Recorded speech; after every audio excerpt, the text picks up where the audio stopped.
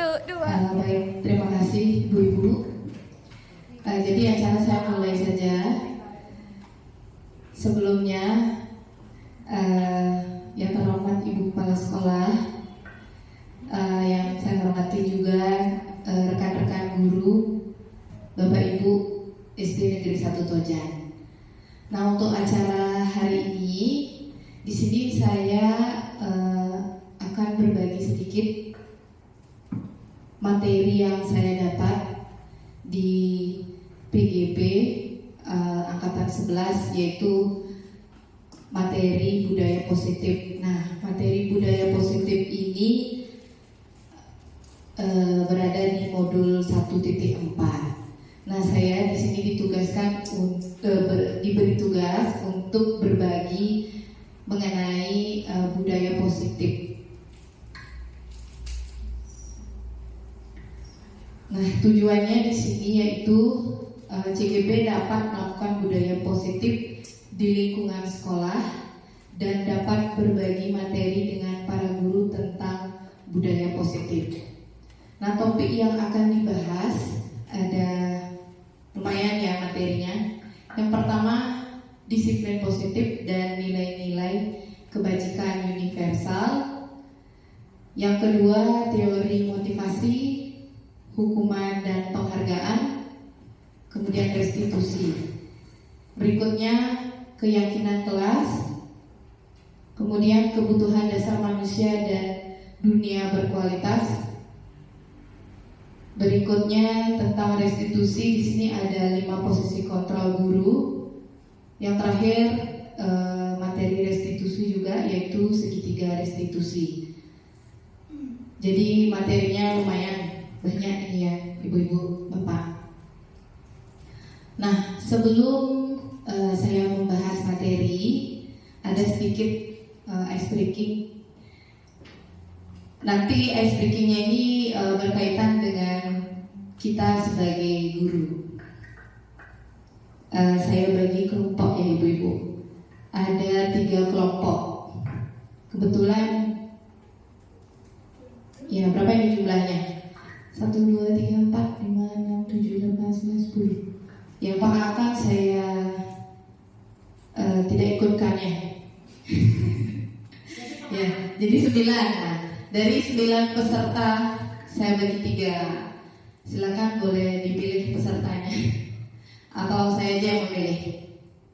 Ini 3, Bu, 3. Ya, silakan. Nah, tugasnya adalah nanti Ibu-Ibu berbaris 3. Kemudian ya 1, 2, 3. Yang ditutup matanya, yang di depan dan yang di tengah.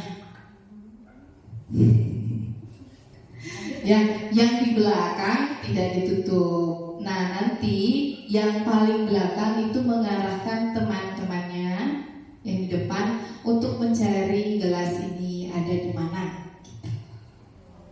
Kemudian nanti yang di belakang yang mengarahkan itu tidak boleh bersuara, cuma menepuk, ya memberi instruksi saja, tapi tidak boleh ngomong, gitu ya Ibu-Ibu. Ya, tidak boleh ngomong. Misalnya kalau mau ke kiri, tepuk ke tipu, ya ke kiri. Kalau mau ke kanan, tepuk kanan. Kalau mau ngambil, gimana tandanya? Silakan didiskusikan bertiga. Gitu. Ya. Ya, silakan dicari kelompoknya Ibu-Ibu berdiri. Ya, boleh.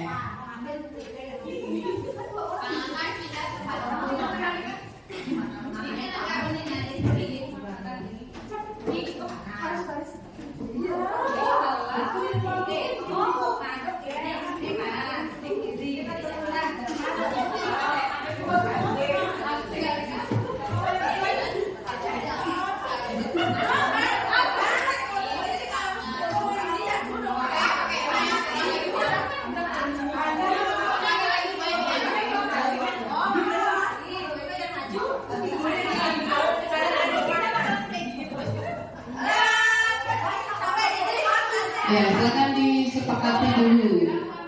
Silakan bangun Ibu-Ibu. Nah, kemudian ditutup mata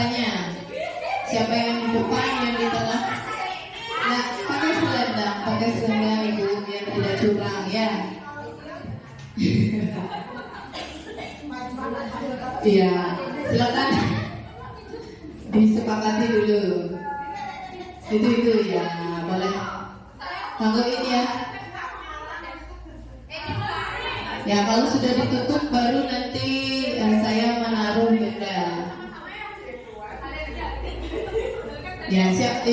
Ini saya tentukan kelompok 1, ini kelompok 2, itu kelompok 3. Ya Bu Kadek mungkin dibantu temannya untuk mengikatkan. Ya. Ya, nggak boleh curang ya, ibu-ibu.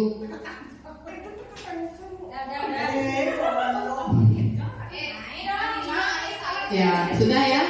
Jadi kita taruh dulu.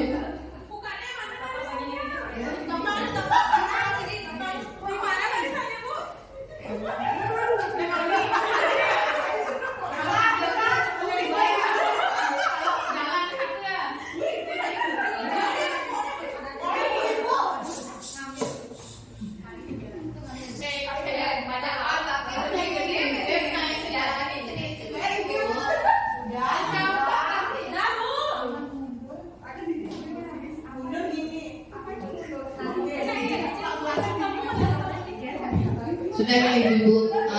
Kemudian untuk kelompok 1 silahkan mencari gelas berwarna hijau. Kelompok 2 silakan. Ini kelompok 1, ini kelompok 2, kelompok 3. Kelompok 2 silakan mencari gelas berwarna biru. Kelompok 3 mencari gelas berwarna orange. Silakan diputar-putar dulu kelompoknya. Iya, harus. Iya, diputar-putar. Oke, sudah ya. Kita mulai ya. Ini kelompok 2. Ya nggak apa. Ya kita mulai 1, 2, 3. Silakan.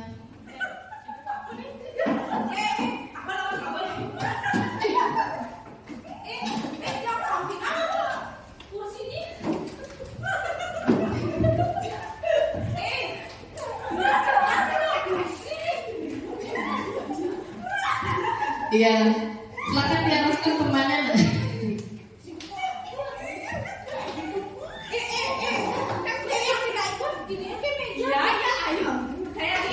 Iya.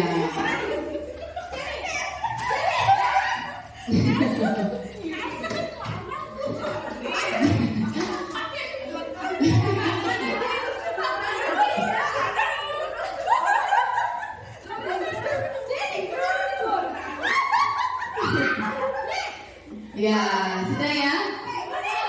Benar itu kelompok 3 cari gelas warna. Ya. Ya, oke, boleh dibuka.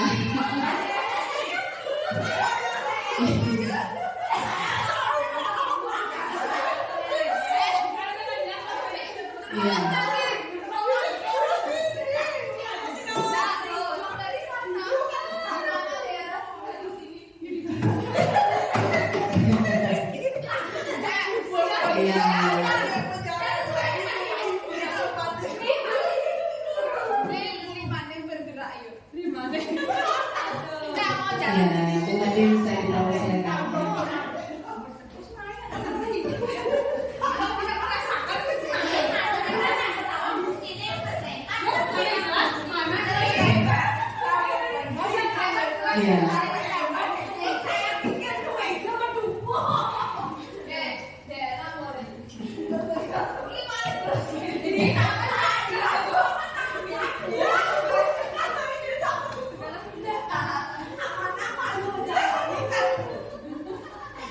Ya, terima kasih Ibu. Tepuk tangan buat kita. Ya, terima kasih semangatnya. Nah, dari permainan yang tadi gimana perasaan Ibu? Oh iya.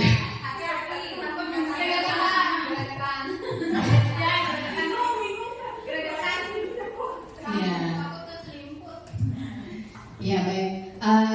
Jadi dari permainan itu mungkin kita kaitkan dengan pembelajaran Ki Hajar Dewantara ya. Ibu tahu nggak Ki Hajar Dewantara itu siapa? Siapa? Iya, Bapak Pendidikan. Nah, dari dari ice breaking atau permainan yang tadi kita mainkan, mungkin ada yang mau berpendapat apa yang bisa kita dapat dari permainan itu. Mungkin dari 3 peserta yang di depan itu tugasnya bagaimana, yang di tengah bagaimana, yang di belakang juga bagaimana. Mungkin ada ibu-ibu? Iya, silakan.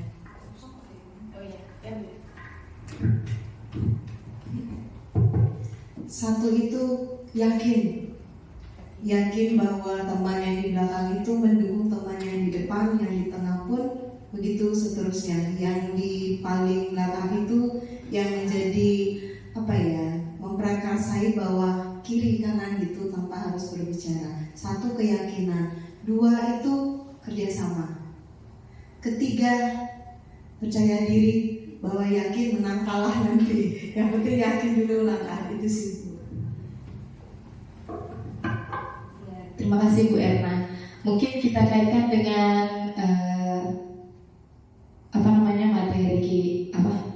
teori dari Ki Hajar Dewantara itu ya. Yang pertama itu kita kaitkan dengan guru dan murid ya.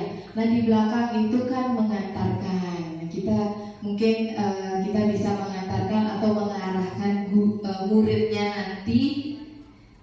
Kemudian yang di tengah itu nanti memberi perantara yang di belakang untuk mencapai sebuah tujuannya. Seperti itu mungkin ibu-ibu. Mungkin ada yang lain? Ada tambahan? Tidak ya? Iya, kita lanjut aja ya ibu-ibu.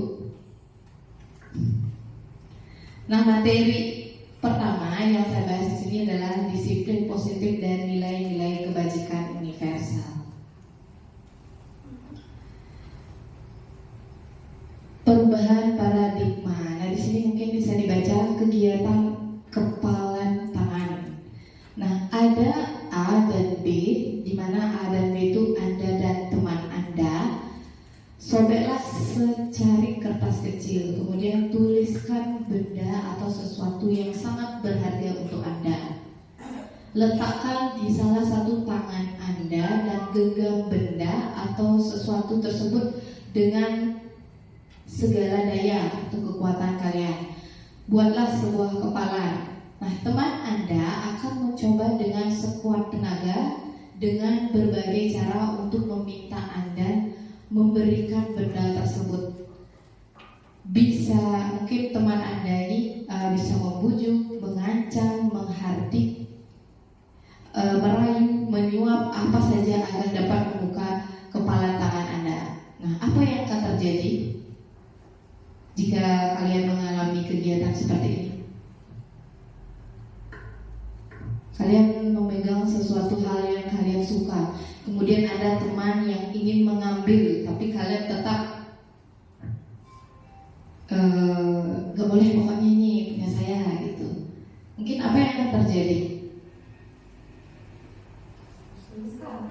Iya, perselisihan ya ibu-ibu. Mungkin kita kaitkan juga seperti itu ya. Jadi kita itu punya sesuatu yang kita suka, kemudian ada teman yang ingin meminta sesuatu yang kita miliki itu, jangan, kita kan punya tujuan masing-masing, janganlah punya teman yang lain diambil, mungkin gitu dikaitkan dengan sekolah kita. Tapi kalau misalnya melihat saja, oke lah. Kalau mengambil mungkin jangan, mungkin seperti itu ya. Nah, perubahan paradigma kita kaitkan dengan teori kontrol atau teori pilihan. Nah, ada ilusinya di sini, ibu-ibu. Ilusi guru mengontrol murid. Kemudian ada ilusi bahwa kritik dan membuat orang merasa bersalah dapat menguatkan karakter. Yang ketiga, ilusi bahwa semua penguatan positif, efektif, dan bermanfaat. Yang keempat, ilusi bahwa orang dewasa memiliki hak untuk memakai. mungkin tadi dari contoh itu ilusinya seperti ini ya ibu-ibu. Ada guru mengontrol murid, kamu tidak boleh begini. Nah itu seperti itu mungkin. Kemudian ilusi bahwa kritik dan membuat orang merasa bersalah, kayak menghakimi gitu ya ibu-ibu. Kemudian yang ketiga, ilusi bahwa semua penguatan positif, efektif, dan bermanfaat. Keempat, ilusi bahwa orang dewasa memiliki hak untuk memaksa. Jadi seperti itu perubahan paradigma yang sesuai dengan teori kontrol atau teori pilihan yang diilustrasikan dulu.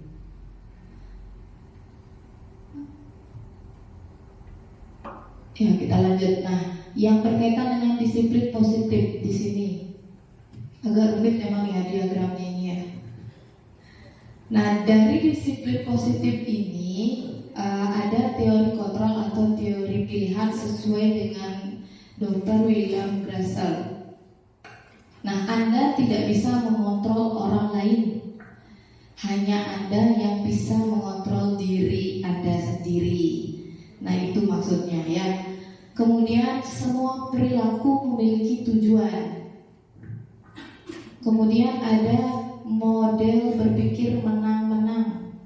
Kemudian kolaborasi dan konsensus menciptakan pilihan-pilihan baru. Kemudian ada realitas atau kebutuhan kita berbeda. Kita berusaha memahami pandangan orang lain tentang dunia. Setiap orang memiliki gambaran berbeda. Nah, dari keempat teori ini, yang pertama itu kita kaitkan dengan makna disiplin. Nah, makna disiplin itu apa? Belajar kontrol diri dengan menggali potensi kita. Kemudian agar tercapai tujuan mulia, yaitu sesuatu menjadi seseorang yang kita inginkan berdasarkan nilai-nilai yang kita hargai. Kemudian dari teori kontrol yang kedua, yaitu semua perilaku memiliki tujuan. Ada yang namanya teori motivasi, di mana teori motivasi itu ada motivasi eksternal dan ekstrinsik dan intrinsik ya. Yang termasuk motivasi ekstrinsik, yang pertama itu untuk menghadiri hukuman. Yang kedua, untuk mendapatkan imbalan. Untuk menghindari hukuman ya ibu-ibu. Yang kedua, untuk mendapat imbalan. Kemudian motivasi intrinsik, untuk menghargai diri sendiri. Kemudian ada nilai-nilai kebajikan universal, yaitu nanti kita bahas keyakinan kelas. Kemudian di sini teori kontrol yang ketiga, di sana ada 5 posisi kontrol. 5 posisi kontrol ini posisi kita sebagai guru yang pertama adalah penghukum, kedua pembuat rasa bersalah, yang ketiga teman, kemudian keempat pemantau, yang kelima manajer. Kemudian dikaitkan dengan dari manajer itu ada yang namanya segitiga restitusi. Nah, segitiga restitusi itu ada 3 ibu-ibu: menstabilkan identitas, yang ketiga validasi kebutuhan, yang kedua validasi kebutuhan, yang ketiga menanyakan keyakinan. Dan yang terakhir dari teori kontrol yang terakhir yaitu 5 kebutuhan dasar manusia: bertahan hidup, penguasaan, kasih sayang dan rasa diterima, kesenangan dan kebebasan. Jadi materi secara keseluruhan seperti ini yang kita bahas nanti ibu-ibu. Berikutnya, apakah makna disiplin menurut Anda? Mungkin Bu Guru ada yang bisa dibaca.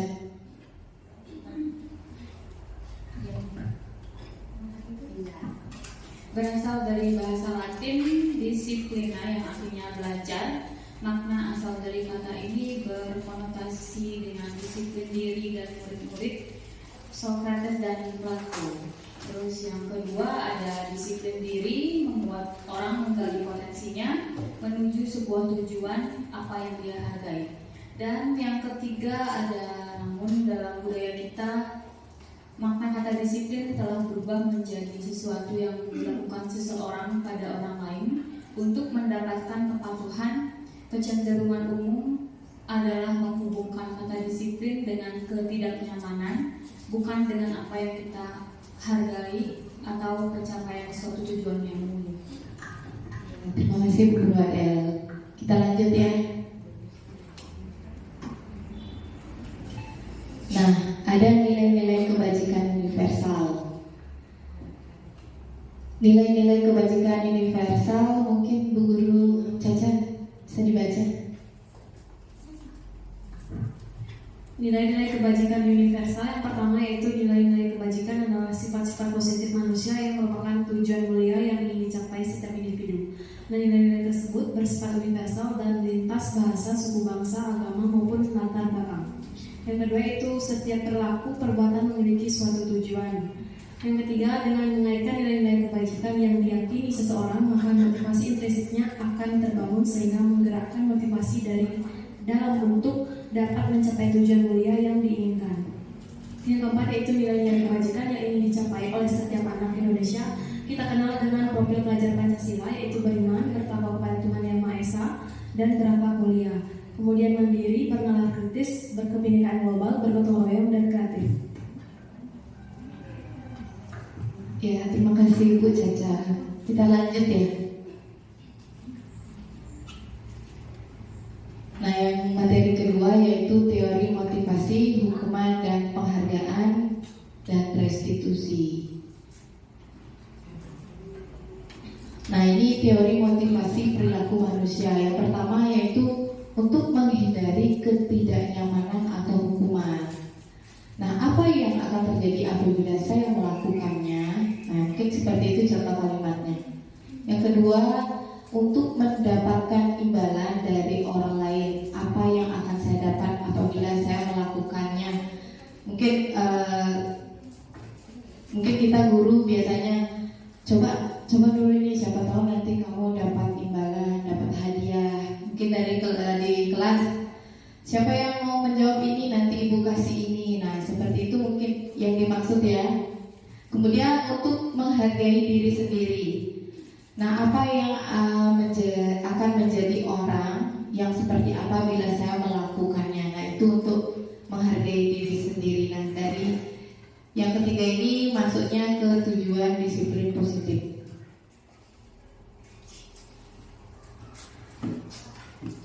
Nah, ini ada merdeka menurut Ki Hajar Dewantara. Merdeka itu artinya tidak hanya terlepas dari perintah, akan tetapi juga cakap memerintah diri sendiri.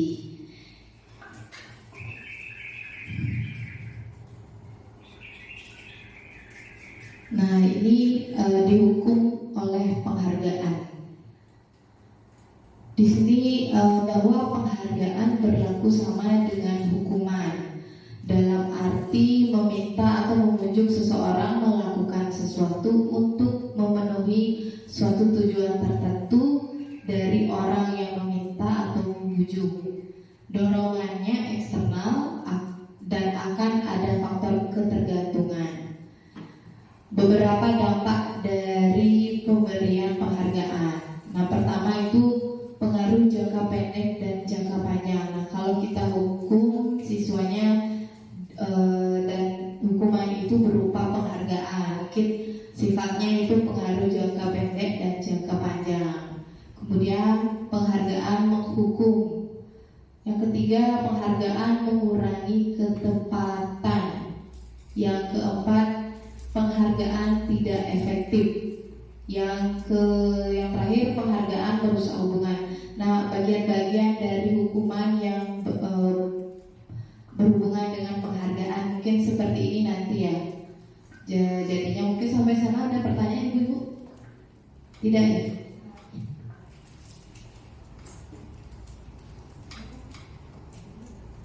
Nah, ini ada dihukum oleh penghargaan. Bisa juga penghargaan menurunkan kualitas, penghargaan mematikan kreativitas, penghargaan mengurangi motivasi intrinsik. Mungkin kalimatnya dihukum hukum itu mungkin tidak efektif ya ibu-ibu. Nah, kalau ini ada juga bentuk program kebajikan atau apresiasi. Dalam memberikan apresiasi perlu diingatkan beberapa hal. Nah, beri pengakuan secara khusus, beri pengakuan secara pribadi. Berikutnya, beri pengakuan kepada semua murid atau bergantian. Kemudian, beri pengakuan secara konsisten. Yang terakhir, fokus pada proses. Nah, mungkin kita sudah melaksanakan ibu-ibu, jika ada siswa yang sudah mendapat sebuah pencapaian atau prestasi, kita sudah dari keempat ini kita sudah menerapkan ya, mungkin memberi pengakuan secara khusus, kamu hebat, seperti itu, sudah melakukan pencapaian, mendapat prestasi seperti itu yang kita tadi laksanakan pagi tadi ya ibu-ibu. Nah, itu termasuk apresiasi kepada siswa. Nah, contoh pengakuan atau apresiasi kebajikan. Kalau pembukanya kemarin saya memperhatikan nilainya yaitu rasa empatimu besar sekali. Nah, situasinya di sini pada saat menolong murid baru di kelas kita, itu salah satu contoh. Kemudian berikutnya saya menghargai kepedulianmu, dan nanti situasinya yaitu pada saat kamu membantu teman-temanmu di tugas kelompok. Yang terakhir, terima kasih untuk apa gitu. Kemudian nilai kebajikannya rasa tanggung jawab. Nanti situasinya yang sesuai yaitu pada saat kamu memungut kertas-kertas yang berserakan di lantai. Mungkin nanti ada muridnya yang mau membersihkan, mungkin diberi apresiasi ya, terima kasih, atau sudah mau membersihkan. Nah, itu nanti berkaitan dengan keyakinan kelas ya ibu-ibu. Nah, di sini ada tindakan guru sesuai kita kaitkan apakah dia termasuk hukuman atau konsekuensi ya. Yang pertama, mencatat 100 kali di dalam buku kalimat, saya tidak akan terlambat lagi karena terlambat ke sekolah. Nah, kira-kira ini termasuk hukuman atau konsekuensi?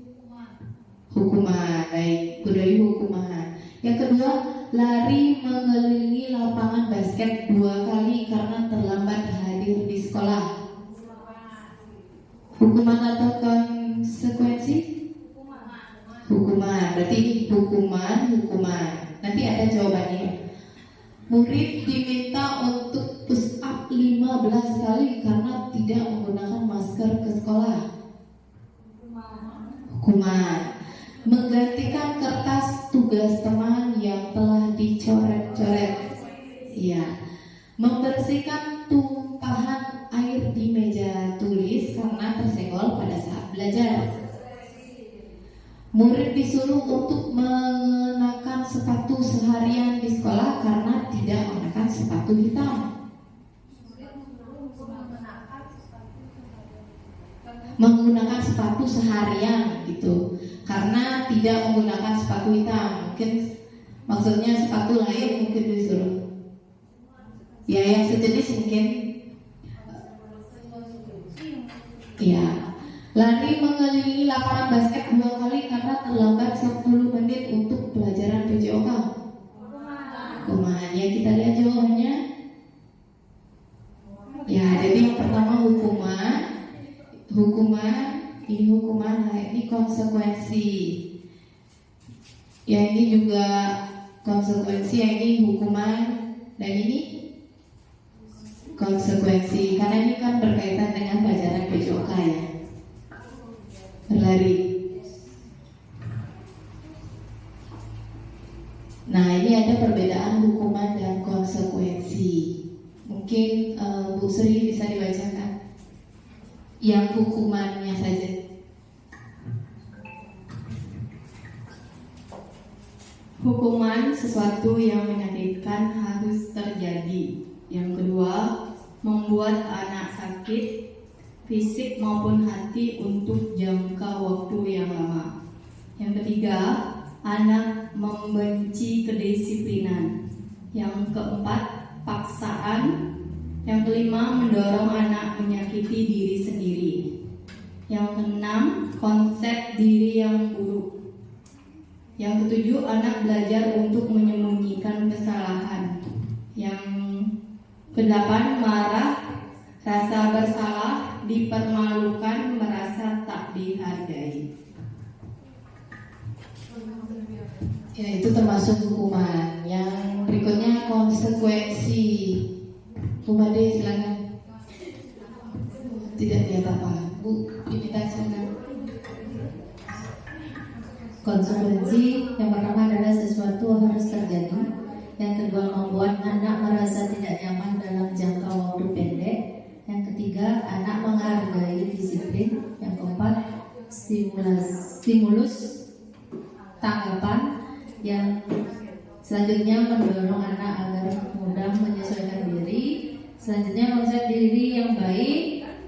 Selanjutnya, anak belajar untuk mematuhi peraturan.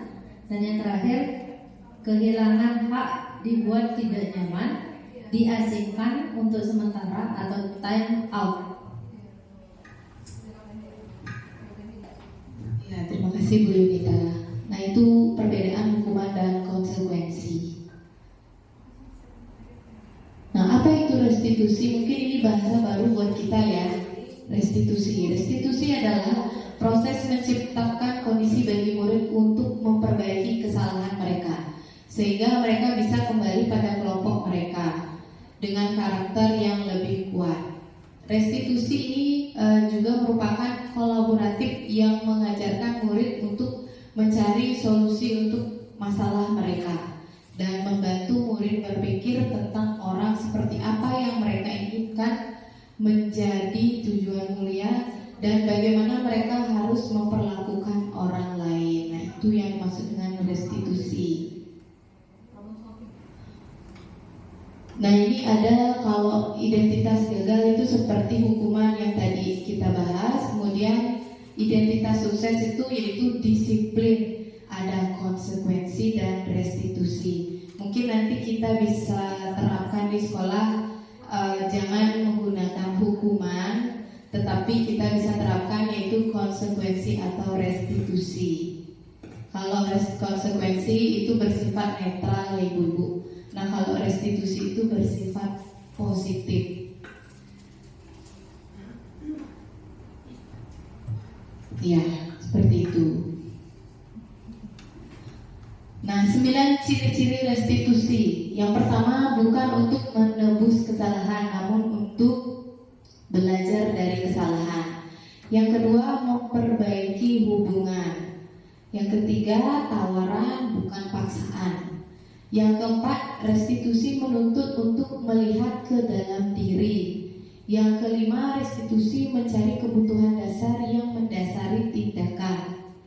Yang keenam, restitusi diri adalah cara yang paling baik.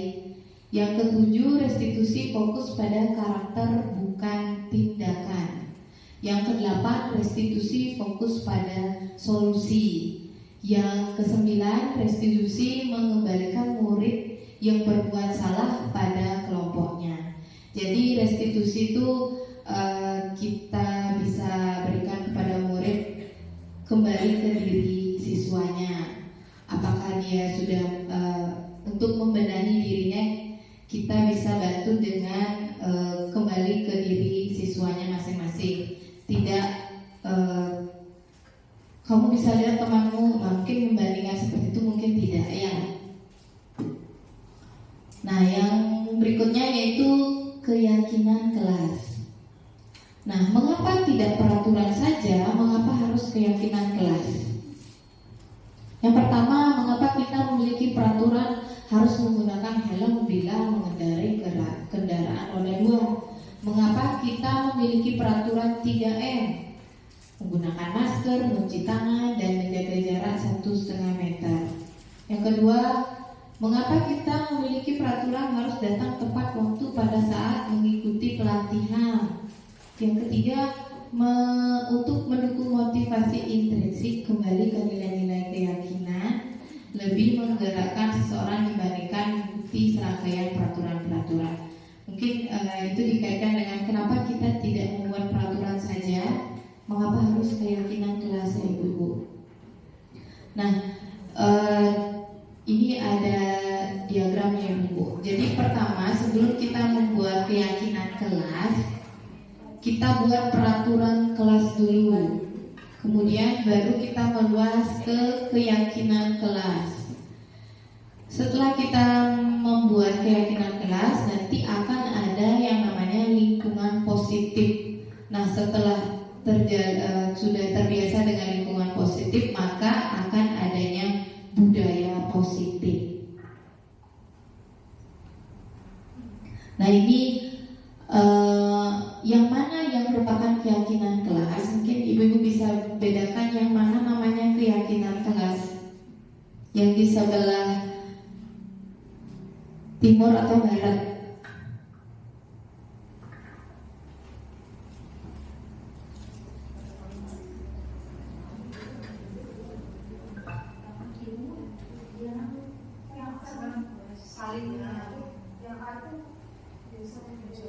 Kami guru dan murid yang saling menyayangi. Kami murid yang semangat belajar. Kira-kira yang mana? Yang barat?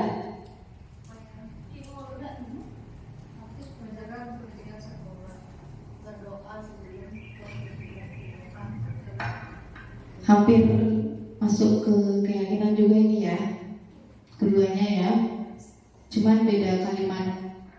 Mungkin nanti bisa diminimkan lagi dengan kalimat positifnya.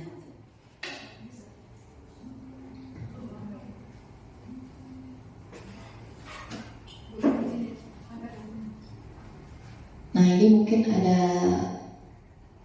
nah ini ada peraturan. Nah, jadi kita sebelum membuat keyakinan, kita harus punya peraturan, ya, Ibu-Ibu. Nah, ini selalu kembalikan buku ke tempatnya. Kira-kira kalimat untuk keyakinan kelasnya seperti apa, Ibu? Selalu kembalikan buku ke tempatnya.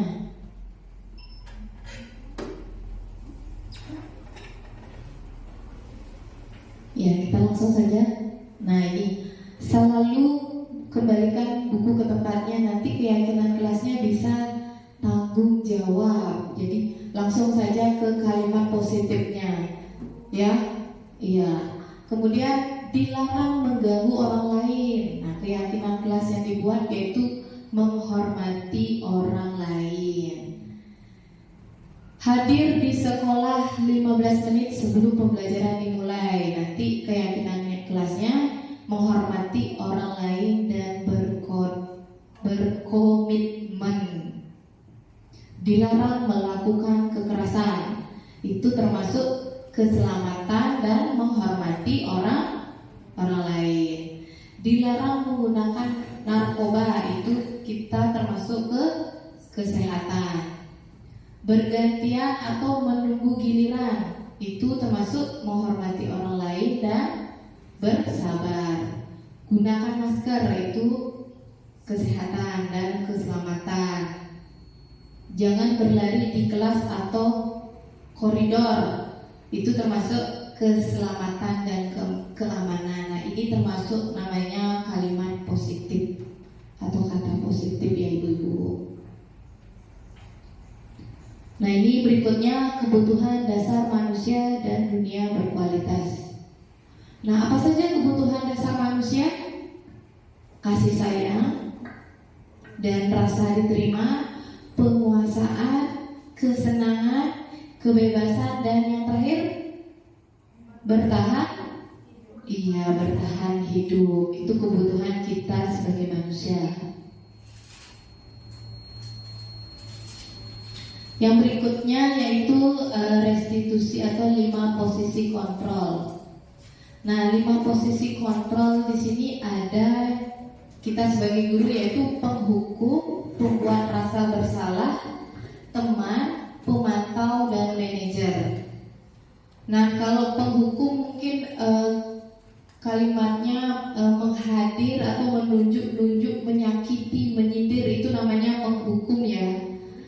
Kemudian pembuat rasa bersalah itu mungkin kalimatnya biasanya seharusnya kamu anak-anak, nah tidak boleh katanya seperti itu, termasuk pembuat rasa bersalah. Kemudian teman membuat alasan-alasan untuk muridnya. Kemudian pemantau menghitung dan mengukur. Yang terakhir manajer mengajukan pertanyaan-pertanyaan. Nah ini beberapa pertanyaan-pertanyaan, apakah dia termasuk penghukum, pembuat orang merasa bersalah, pemantau, manajer. Nah contohnya di sini yaitu saya kecewa sekali dengan kamu. Nah itu termasuk pembuat orang merasa bersalah. Kemudian kamu tidak pernah benar-benar melakukannya. Itu termasuk penghukum. Ayolah lakukan demi ibu. Itu termasuk kita sebagai teman. Apakah kamu mau mendapatkan stiker bintang hari ini? Nah itu termasuk pemantau. Berikutnya bagaimana kamu bisa menyelesaikan masalah ini? Nah itu termasuk kita sebagai manajer.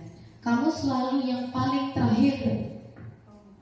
Ya, kita habis memberikan soal. Nah ada yang siswa paling terakhir sendiri. Kamu selalu yang paling terakhir. Nah seperti itu kan biasa kalimat yang kita sering gunakan. Nah itu termasuk penghukum namanya ibu-ibu.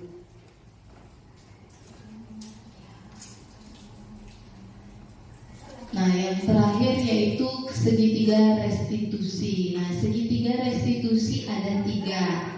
Validasi kebutuhan, menstabilkan identitas, dan menanyakan keyakinan. Kita langsung saja ke contohnya ya ibu-ibu. Ini ada video saya yang melaksanakan kegiatan segitiga restitusi.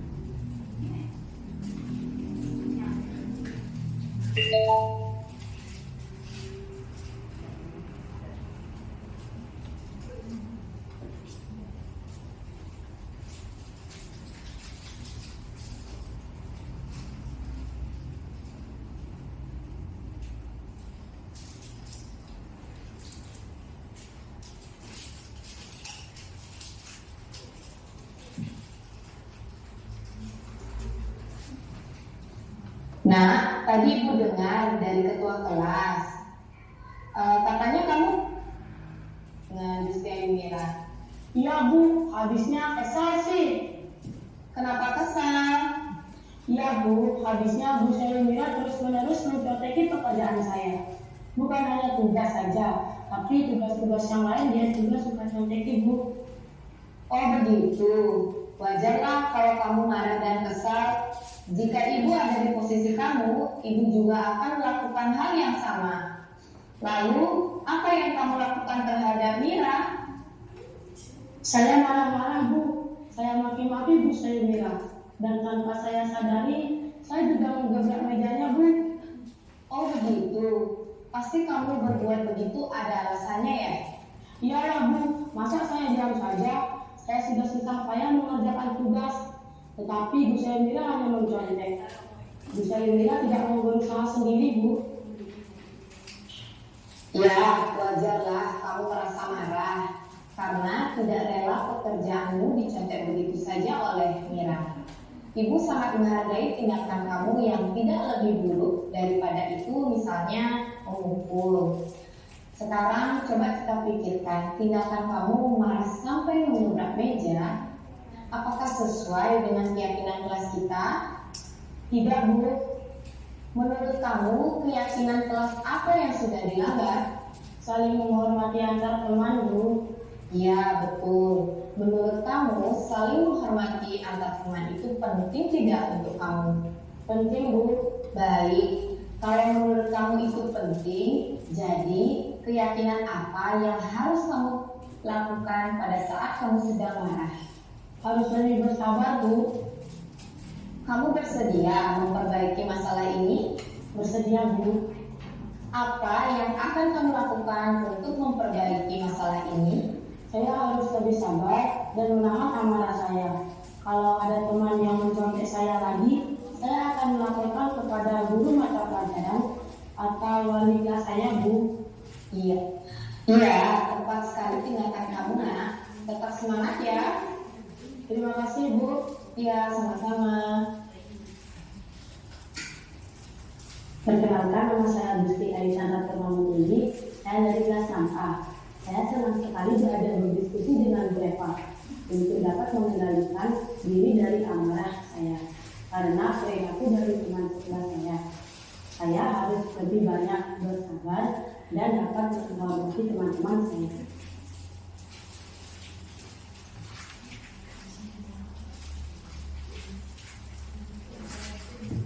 Itu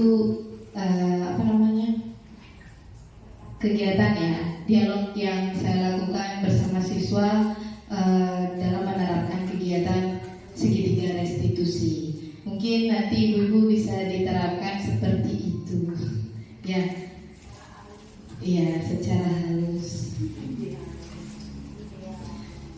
Jadi itu saja yang bisa saya sampaikan, ibu-ibu. Mungkin ada yang mau bertanya.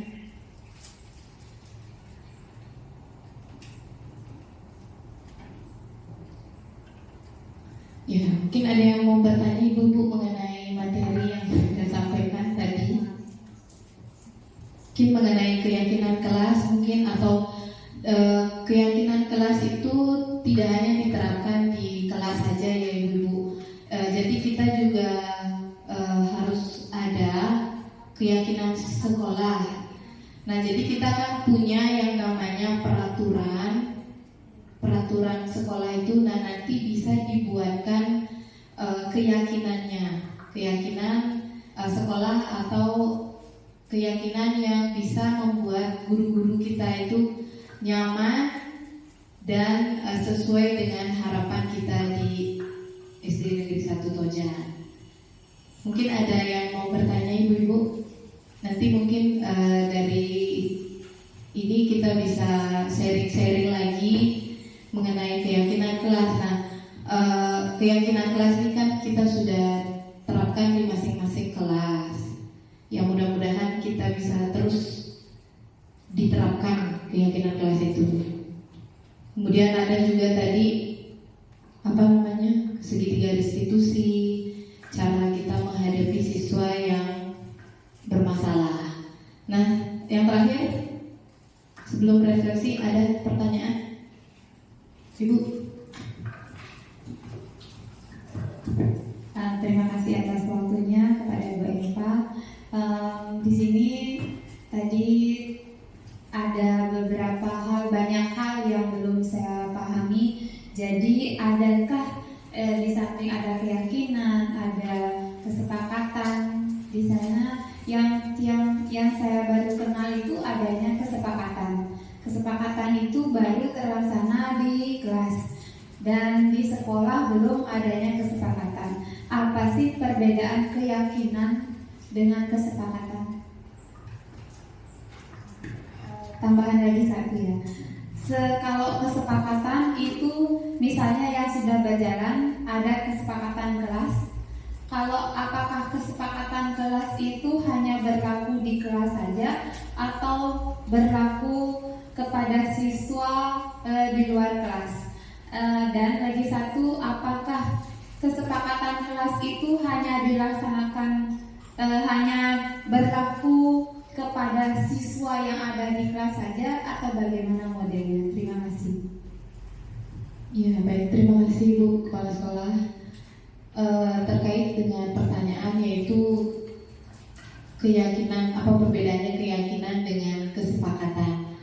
Nah, dalam bahasa CIP itu namanya keyakinan kelas Ibu. Sebenarnya tidak ada perbedaan keyakinan dan kesepakatan. Cuman bedanya itu bahasanya. Kalau kesepakatan kelas itu sesuatu yang kita sepakati bersama dengan guru dan siswa. Nah, setelah disepakati nanti ada yang namanya keyakinan kelas, kemudian diperkecil lagi kalimatnya dengan kalimat positif seperti itu. Nah, untuk kegiatan keyakinan kelas itu bisa diterapkan di sekolah, tidak hanya di kelas saja, tetapi bisa kita terapkan di sekolah atau sifatnya lebih luas. Misalnya ibu kepala sekolah memimpin rapat sebelum melaksanakan kegiatan rapat, jadi membuat sebuah kesepakatan. Biasanya kalau kesepakatan sekolah itu bisa dilaksanakan di awal tahun pelajaran. Nanti akan kesepakatan itu digunakan selama tahun ajaran baru. Misalnya kesepakatan sekolah yang bisa diterapkan itu saling menghargai sesama rekan guru. Nah, itu kan sifatnya untuk kita sebagai guru, pendidik, tenaga pendidikan dan warga sekolah. Nanti ibu bisa sepakati bersama rekan-rekan guru pada saat rapat sekolah itu, menurut saya. Kemudian mungkin bisa dipetakan dulu setiap guru keinginannya seperti apa. Mungkin Bu Caca kesepakatan yang diinginkan seperti apa, Bu Made seperti apa. Mungkin nanti setelah didiskusikan disepakati bersama kira-kira kesepakatan atau keyakinan yang mana akan dipakai. Itu sih Bu menurut saya. Mungkin ada rekan guru yang lain mungkin mengenai kesepakatan sekolah sesuai dengan pertanyaan dari Bu Elis. Mungkin Bu Dayu.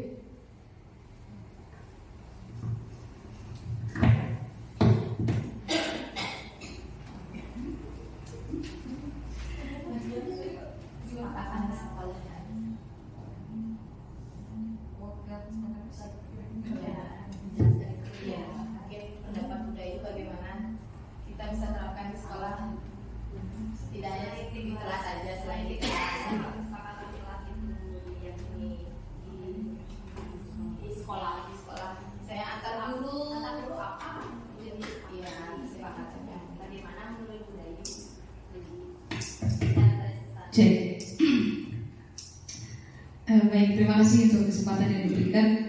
Menurut saya yang pertama tadi terkait keyakinan kesepakatan kelas itu sama yang pernah yang saya tahu ya Bu Eva. Terkait keyakinan dan kesepakatan kan itu bersama-sama. Keyakinan kesepakatan itu hadir karena kita rembuk bersama-sama dengan siswa, jadi bukan hadir dari gurunya saja. Itu yang pertama. Terus yang kedua terkait apakah hanya di kelas saja? Saya kira konteks dari kesepakatan kelas itu kan bukan di kelas saja ya, tapi bagaimana keyakinan dan kesepakatan kelas yang sudah disepakati itu dilakukan dalam kehidupannya, tidak hanya konteksnya terhubung di dalam kelas itu aja, tapi bagaimana itu nilai-nilai itu diterapkan di luar juga sehingga benar-benar berdampak bagi siswa juga. Itu tambahan dari saya, mungkin dari rekan-rekan yang lain.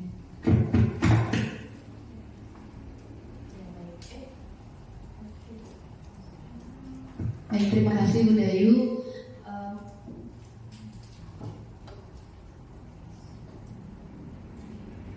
Ya mungkin dari apa namanya yang dijelaskan itu untuk selanjutnya yaitu harapkan mungkin nanti dari Ibu Kepala Sekolah memimpin kita sebagai guru dan tenaga kependidikan membuat sebuah kesepakatan sekolah. Ya, terima kasih Bu Caca. Ya, nanti mungkin ya sudah. Mungkin nanti kita bisa membuat sebuah kesepakatan sekolah ya, lebih luas nanti sifatnya untuk diterapkan di sekolah. Nanti akan dipimpin oleh Ibu Kepala Sekolah. Jadi biar antar guru nyaman, kegiatan pembelajaran berjalan secara efektif, dan tugas-tugas kita sebagai guru juga bisa terselesaikan, itu ya. Nah, acara untuk diseminasi ini yang terakhir, mungkin hal baru apa yang mengubah paradigma saya yang saya dapatkan? Kira-kira ada yang bisa? Hal baru apa yang bisa kalian dapatkan dari setelah saya menjelaskan materi ini? Ya, Bu Erna.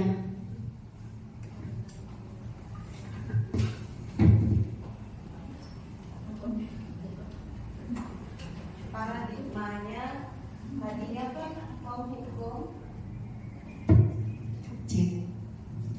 Yang tadinya paradigma itu menghukum itu salah satu kita mengubah perilaku murid. Ternyata setelah mendengar penjelasan Bu Epa dari kegiatan ini, bahwa hukuman itu bukan cara yang efektif untuk mengubah perilaku siswa ke yang positif, tapi ada beberapa hal, yaitu tadi ada konsekuensi yang jatuhnya ke restitusi. Nah itu ya segitiga restitusi itu satu Bu paradigmanya tadi. Yang lainnya mungkin bisa menambahkan.